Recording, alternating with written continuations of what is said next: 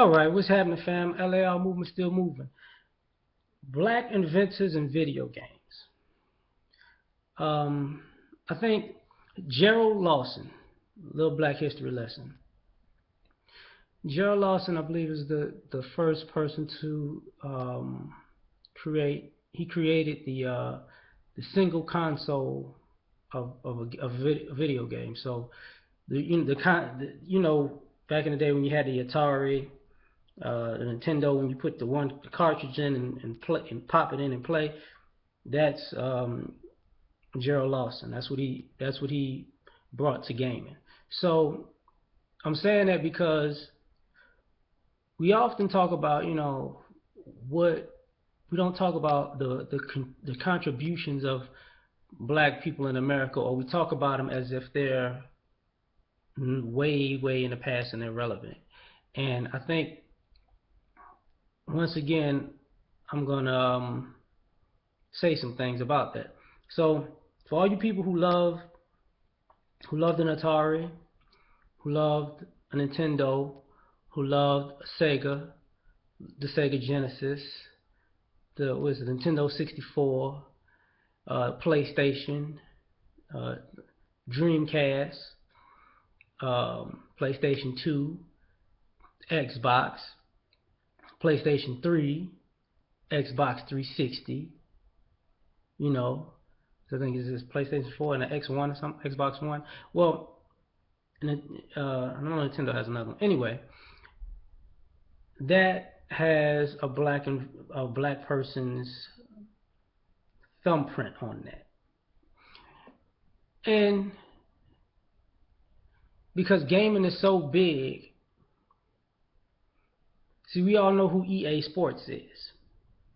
For all you Madden heads, and I mean, I'll kind of put down video games. I only actually use them like with my kid to play around with, or every now and then me and my homeboys hook up to talk trash if there's nothing really on. But that is part of the issue.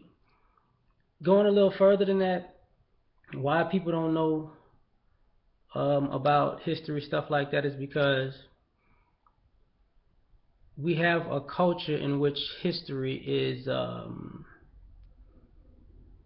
covered up when somebody looks like that looks is covered up when someone who looks like me has a hand in it.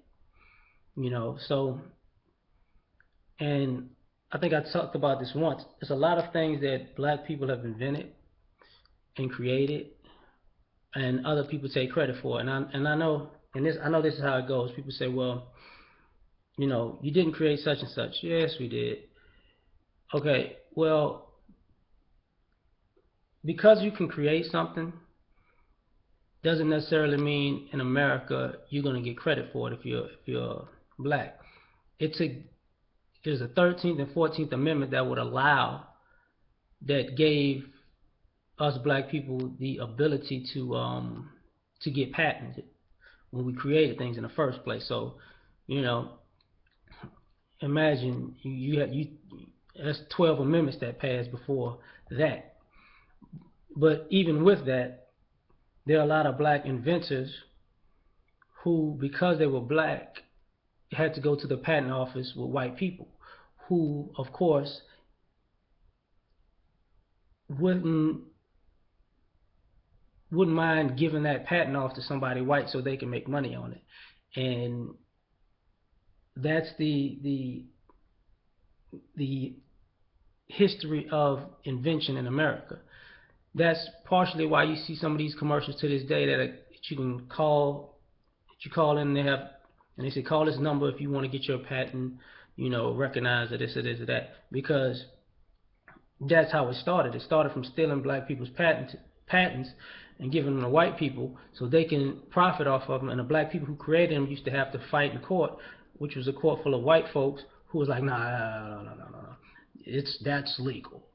You get what I'm saying? So it's just the patent game went out of hand to the point that now, it's okay to steal from everybody. So so when we say we invented or created something, it's true. If somebody else said they invented or created something, if you go back, some of them are true and some of them are not, because They could have taken the patent from somebody else and took the credit for it. That's what partially, if you look up Lewis Lattimore with one T, not two T's,